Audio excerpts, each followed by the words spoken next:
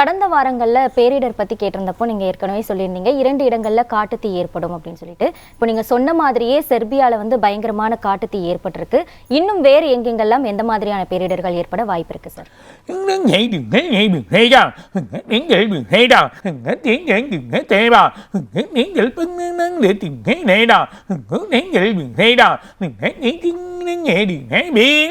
பர்டிகுலராக ஆஸ்திரேலியா, அது இல்லாமல் நியூசிலாந்து, அது இல்லாமல் 2 யூரோப் கண்ட்ரியில் இருக்கக்கூடிய மலைகள், இது எல்லாமே வந்து காட்டு தீகள் வந்து காடுகள் வந்து ரொம்ப தீப்பற்றி எரிய போகுது. இந்த சூழ்நிலை ஏற்படுறதுக்கான வாய்ப்பு, ஏன்னா சூடு அதிகமாகிடுச்சு.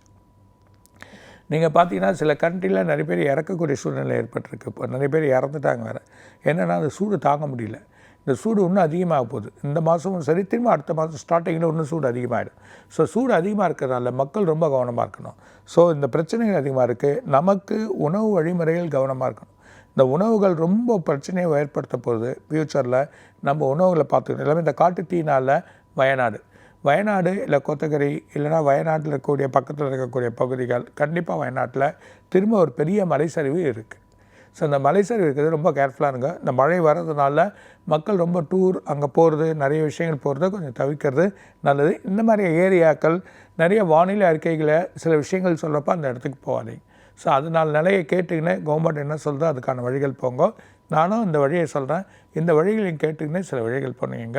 நம்மளா போய் உயிரை மாண்டுக்க வேணாம். அங்கே இருக்க மக்களும் கொஞ்சம் உஷாராக மலைப்பகுதியில் இருக்கவங்களும் வாழன்னு பார்த்துக்கோங்க.